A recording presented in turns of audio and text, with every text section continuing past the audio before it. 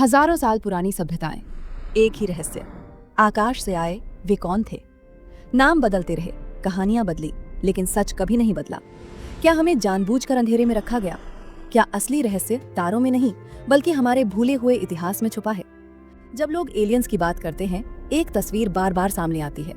छोटा सा शरीर, ग्रे रंग की स्किन, बड़ी गहरी अंधेरी आंखें। इन बीइंग्स को ग्रेस कहा जाता है। पॉपुलर यूएफओ स्टोरीज और कॉन्स्पिरेसी थियरीज के अकॉर्डिंग ग्रेस एक स्टार सिस्टम से आते हैं जिसका नाम है ज़ेटा रेटिकुलाई, जो अर्थ से कई डजन लाइट ईयर्स दूर है। उन्हें अक्सर छोटा, फ्रेजाइल और फिजिकली वीक बताया जाता है, लेकिन दिमाग के मामले में ज्यादा एडवांस्ड। माना जाता है कि ग्रेज ह्यूमंस जैसे बात नहीं करते। बोलने के बजाय वो टेलीपैथी का यूज करते हैं, बिना शब्दों के सीधा थॉट्स शेयर करना। उनकी टेक्नोलॉजी को हमसे काफी आगे माना जाता है।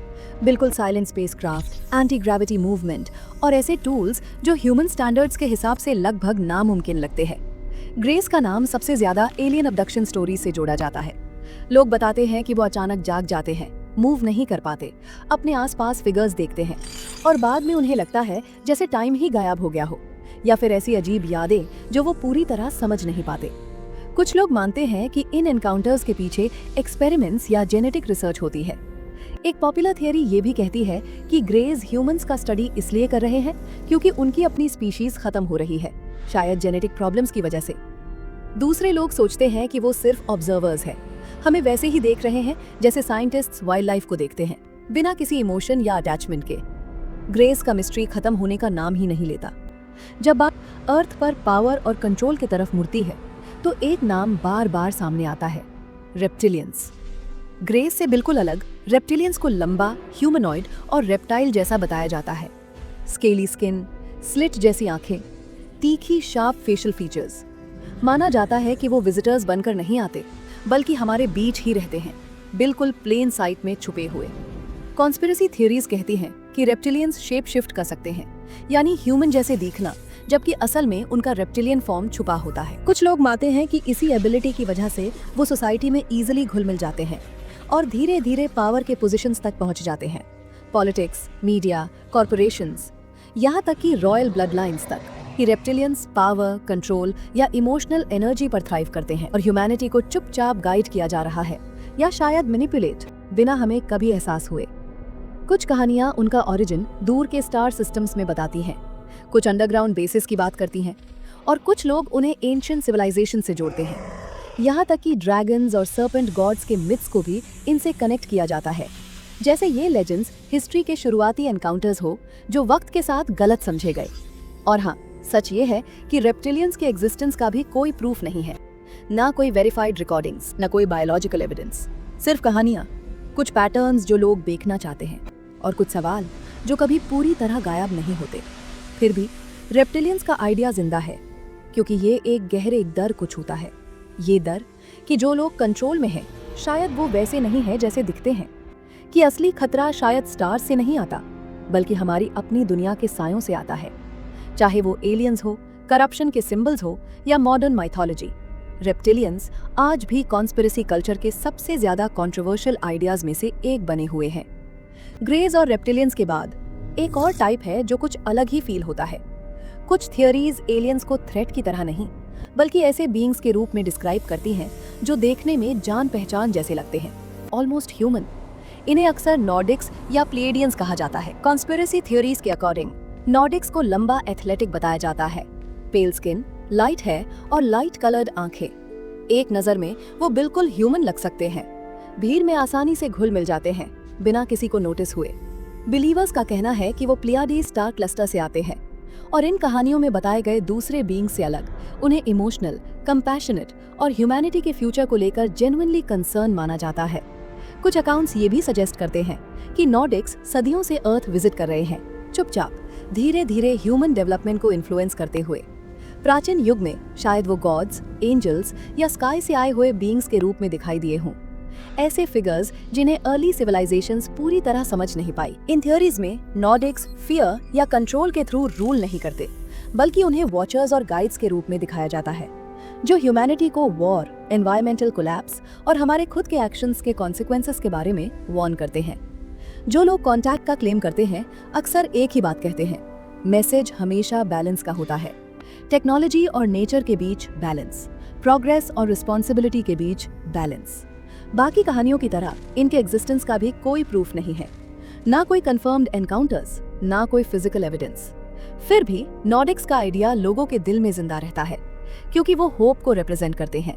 ये पॉसिबिलिटी कि अगर कोई हमें देख रहा है तो शायद वो केयर भी करता हो, चाहे वो स्टार्स से आए विजिटर्स हो, ह्यूमन इमेजिनेशन के सिंबल्स हो, या मॉडर्न माइथोलॉजी का एक और लेयर। नॉर्डिक्स की कहानी आज भी सबसे पीसफुल और सबसे ज्यादा डिबेटेड एलियन लेजेंड्स में से एक बनी हुई है। कुछ न्यू एज ट्रेडिशंस में ऐसे बीइंग्स का जिक्र मिलता है जो कम फिजिकल होते हैं और काफी ज्यादा एडवांस्ड, जिन्हें आर्क्टूरियंस कहा जाता है। इन बिलीव्स के अकॉर्डिंग आर्क्टूरियंस आर्क्टूरस स्टार सिस्टम से आते हैं, जो हमारे स्काई के सबसे ब्राइट स्टार्स में से एक है। लेकिन दूसरी एक्स्ट्रा टेरेस्ट्रियल कहानियों से अलग उन्हें हमेशा हमारी तरह सॉलिड बॉडीज के साथ डिस्क्राइब नहीं किया जाता।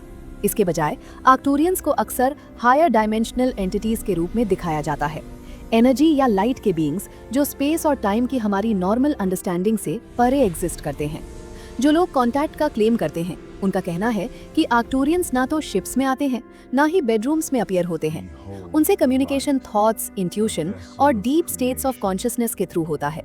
आर्क्टूरियंस को टीचर्स माना जाता है, ना कंट्रोल करने के लिए, ना सिर्फ ऑब्जर्व करने के लिए, बल्कि ह्यूमैनिटी को इवॉल्व करने में मदद करने के लिए, इमोशनली, स्पिरिचुअली और टेक्नोलॉजिकली। और कॉन्स्पिरेसी थियरीज के अकॉर्डिंग वो एडवांस सिविलाइजेशंस के डेवलपमेंट को गाइड करते हैं, हीलिंग, सेक्रेड ज्योमेट्री और यूनिवर्स के स्ट्रक्चर तक के आइडियाज को इन्फ्लुएंस करते हुए।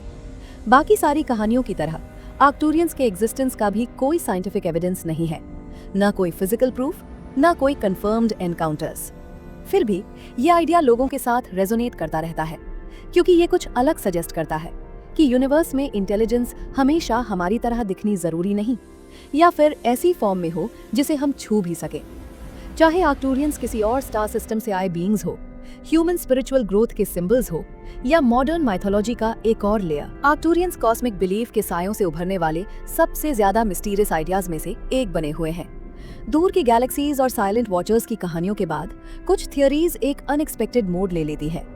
कुछ कॉन्टैक्टी रिपोर्ट्स में ऐसे बीइंग्स का जिक्र मिलता है जो सीरियस स्टार सिस्टम से आने का दावा किए जाते हैं, जो अर्थ से दिखने वाले सबसे ब्राइट स्टार्स में से एक है।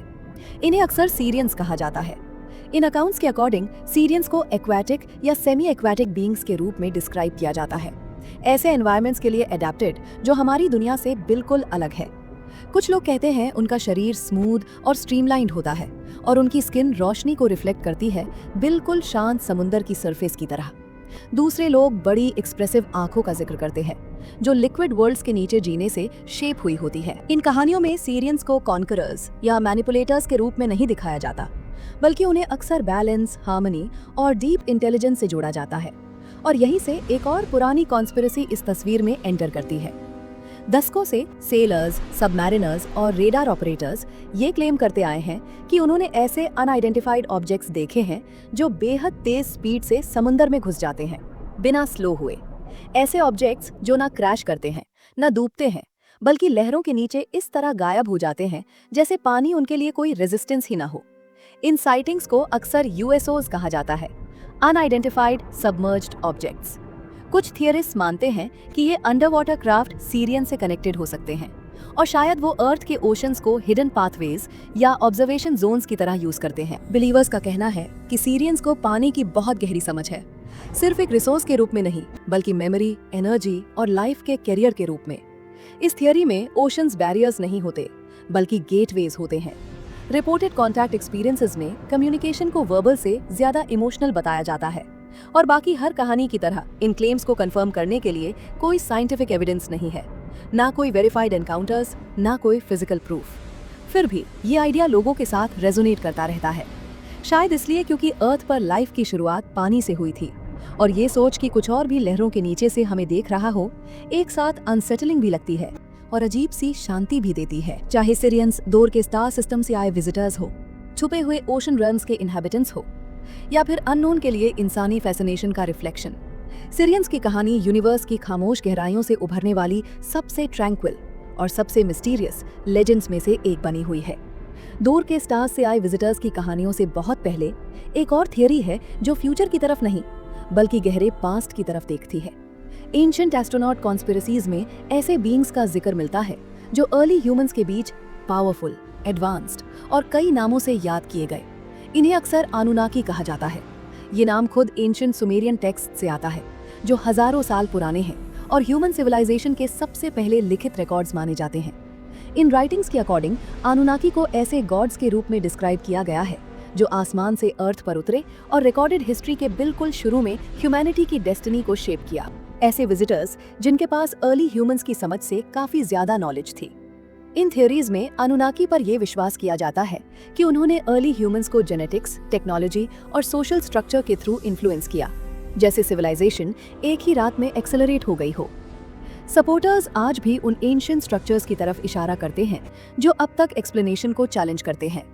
Massive stone temples, perfectly aligned monuments, ऐसी आर्किटेक्चर जो अपनी टाइम से बिल्कुल इम्पॉसिबल लगती है।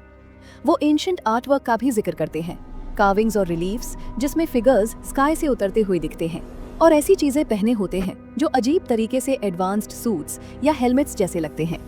कुछ सुमेरियन टैबलेट्स की इंटरप्रिटेशंस में फ्लाइंग क्राफ्ट्स, सेलेस्टियल बैटल्स और ऐसे बीइंग्स का जिक्र मिलता है जो अर्थ पर रूल करते थे, फिर एक दिन वापस चले गए। इन कहानियों में ह्यूमैनिटी अकेली क्रिएट नहीं हुई, बल्कि गाइड की गई, इंजीनियर की गई और शायद कंट्रोल भी की गई। इस सीरीज की हर थ्योरी की तरह मेन स्ट्रीम हिस्टोरियंस और साइंटिस्ट्स इन क्लेम्स को रिजेक्ट करते हैं। उनका कहना है कि अनुनाकी सिंबॉलिक गॉड्स थे, एक्स्ट्रा टेरेस्ट्रियल विजिटर्स नहीं, और इस बात को प्रूव करने के लिए कोई फिजिकल एविडेंस नहीं है, ना कोई रिकवर्ड टेक्नोलॉजी, ना कोई कंफर्म्ड रिमेन्स। फिर भी ये सवाल कहीं जाता नहीं, क्योंकि जब अलग अलग कल्चर्स के एंशिएंट मिथ्स जो ओशंस और सेंचुरीज से अलग है एक जैसे स्टोरीज सुनाते हैं, तो कुछ न कुछ छूट जाता है। डाउट, क्यूरियोसिटी और वो अनकंफर्टेबल पॉसिबिलिटी कि शायद ह्यूमैनिटी के ओरिजिन्स उतने सिंपल नहीं है जितना हम मानते आए हैं। चाहे अनुनाकी एंशिएंट गॉड्स हो, मिसअंडरस्टूड मिथ्स हो, या फिर हमारी दुनिया से पारे आए विजिटर्स, अनुनाकी की लेजेंड शैडोज के बीच से उभरने वाले सबसे डार्क और सबसे ज्यादा डिबेटेड चैप्टर्स में से एक बनी हुई है। आप और मिस्ट्रीज एक्सप्लोर करना चाहते हैं जो हमारी अंडरस्टैंडिंग से बाहर है, तो अपने थॉट्स कमेंट्स में शेयर करें, वीडियो को लाइक करें और उन लोगों के साथ शेयर करें जो रियलिटी को क्वेश्चन करते हैं। और इटर्नल टेल ऑफिशियल को सब्सक्राइब करें, क्योंकि आंसर्स की तलाश यहाँ खत्म नहीं होती, यहीं से शुरू होती है।